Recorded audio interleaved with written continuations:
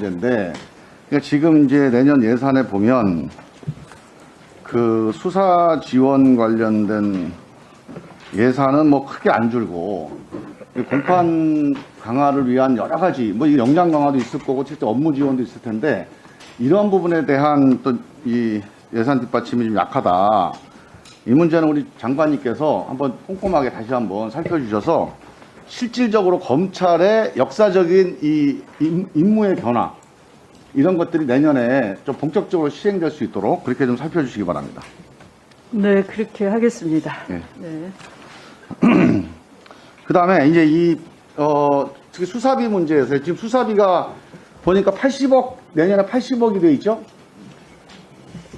특활비. 지금 올해가 네. 90억이고, 내년에 84억인가요? 금년은 94억이고요. 네. 내년은 84억이고요. 84억. 네. 이게 어떻게 집행이 됩니까? 이게 영수증은 없죠, 이거는? 연초에 네. 지금까지 관례가 그랬던 것 같습니다. 대검에서 그 84억을, 그러니까 금년은 94억을 일괄 수령해 간 거고요. 네. 거기에 대해서 그냥 임의로 집행을 하는 거고요. 나중에 이제 돈을 쓰고서 거기에 대한 지출 내역 기록부를 작성하도록 네. 한 것 같습니다. 그래서 이제 이게 구체적으로 어떻게 썼는지는 법무부에 보고를 하지 않기 때문에 알 수가 없고요. 기록은 작성을 하고요. 그것도 아마 2017년에 그렇게 특활비가 너무 마음대로 임의로 써진다 해서 제도 개선 TF를 만들어서 그나마 만든 것이. 그러면 누가 어디에다가 쓸지는 누가 결정합니까? 대검이니까 검찰총장이 결정하는 거죠. 아니, 그 무슨 뭐 이렇게 논의 구조도 없어요? 없는 것으로 알고 있어요. 그 총장이 그냥 마음 먹으면 그냥 집행하고 아무도 의견을 내지 않나요? 뭐 총장 주머니 돈처럼 아마 그렇게. 그럼 누가 이런 건 씁시다 하고 제안을 하는 것도 없어요? 뭐 어떤 청을 순시한다거나 할 때 뭐 수사. 그러니까 그 집행 매뉴얼이 있을 거 아니에요. 예를 들어 어디 갈 때 어떻게 하고 수사할 때 예를 들어서 중앙지검 무슨 뭐 남부지검 어디 이렇게 지검별에 따라서 수사 이 총량에 따라서 얼마를 배치한다 이런 식의 매뉴얼이 있어요, 없어요? 이제 주는 과정에서는 매뉴얼이 없는 것 같고요. 네. 그러니까 총장의 임의로 주는 것 같고 그걸 받는 일선청에서는 이제 거기에 대해서 자, 그럼 나중에 정리하면 이제, 이렇게 되나요?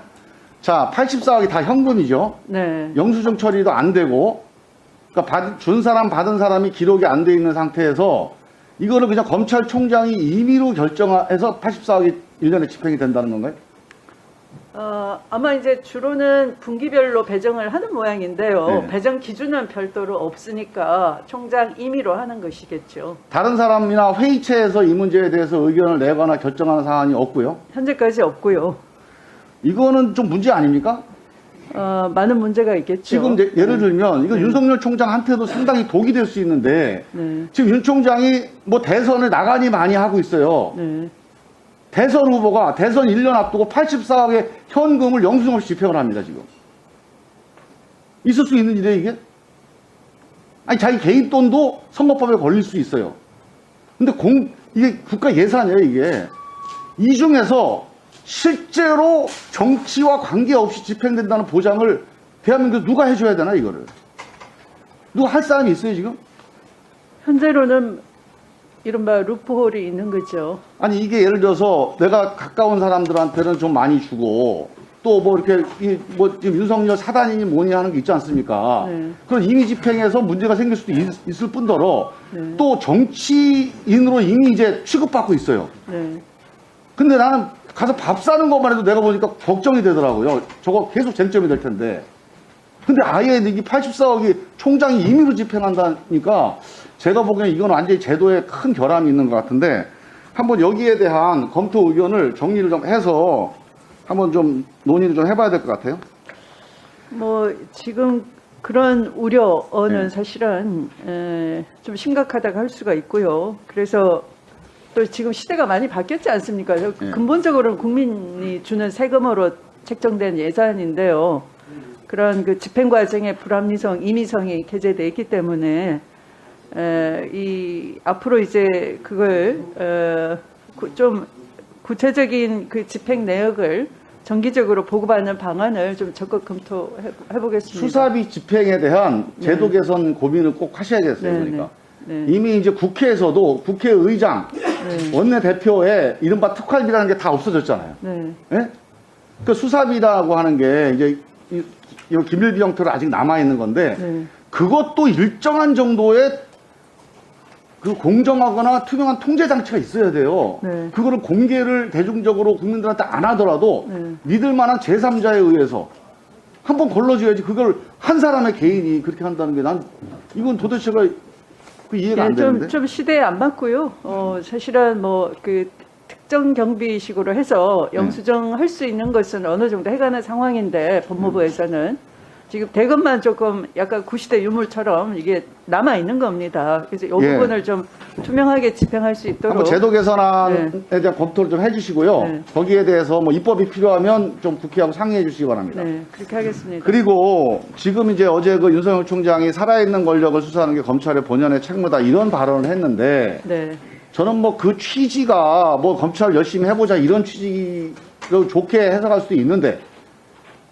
사실은 이 국회의 입법에 대한 정면 도전일 수도 있습니다. 저는 그런 의미가 충분히 있다고 보는 게 상당히 위험한 발언이에요. 국회에서 7월 15일 날 공수처법이 통과된 15일 15일부터 공수처가 지금 거기 작동이 되고 있어요. 실제로 권력형 비리에 대한 보충 질의 안 하는 대신 1분 드리기로 했습니다. 안 하겠습니다. 그 권력형 비리에 대한 수사를 법적으로 공수처가 하도록 합의가 된 겁니다. 그래서 뭐 욕심이 나더라도 이 법을 따라줘야 돼요, 검찰이. 검찰도 하겠다 이러면 큰일 납니다. 그래서 저는 살아있는 권력 수사하지 말자는 게 아니라 살아있는 권력에 대한 수사를 지금까지 검찰이 해왔는데 이 불신이 너무 커서 공수처라고 하는 작지만 투명한 조직을 만들어서 여기서 집중적으로 하겠다. 이게 국민적 합의입니다. 입법의 합의예요. 그래서 이 합의를 깨지 않도록 우리 법무부 장관님께서 검찰 윤석열 총장한테 잘 좀 그 이해를 좀 시키시고 앞으로 이런 우리가 살아있는 권력 다 수사하겠다 이러면 이 법 위반입니다. 자, 그리고요, 이번에 지금 무슨 산자부를 압수수색했다고 나오는데, 이거 지금 감사원에서 수사 의뢰를 안 하기로, 고발 안 하기로 결정한 사안이에요. 징계하기로 결정한 사안입니다. 이걸 가지고 검찰이 다시 국민의힘의 고발을 가지고, 이 정치적 고발이거든요. 100% 정치행위인데, 이걸 가지고 청부 수사를 하고 있어요, 지금. 대통령의 동향의 정책 집행 과정을 검찰이 들여다보겠다. 감사원에서 이거는 수사 고발하지 않기로 하고 징계 의뢰하겠다고 결정한 사안이에요. 감사원 결정도 또 뒤집겠다는 거예요. 대한민국 검찰 뭐가 옵니까? 기본적으로 정책 집행에 대해서는 행정에 맡기고 여기에서 생기는 사법 집행만 아주 필요 최소한으로 사법부가 하는 거 아니에요. 이 기본 영법 원리를 완전히 흔들어버리고 앞으로 보면 이제 검찰이 물어보고 정책 결정해야 됩니다. 이거 걸리는 거 안 걸리는 거예요. 기본적인 헌법적인 질서를 흔들어버리는 겁니다. 이게 핵심적인 무슨 명시적인 비리사항이 있지 않는 한 근데 정책 결정에 대한 거는 감사원에서 일단 판단해야 됩니다. 감사원의 판단에 따라서 검찰이 나서야 돼요. 이거를 만약에 뒤집는다 그러면 헌법의 질서를 흔드는 겁니다. 국민의힘이 정치적으로 고발한 걸 가지고 뛰어든다. 이게 정치행위예요. 이 문제에 대해서 한번 내부 토론해보세요. 헌법 토론 한번 해보시라고요. 네, 수고하셨습니다.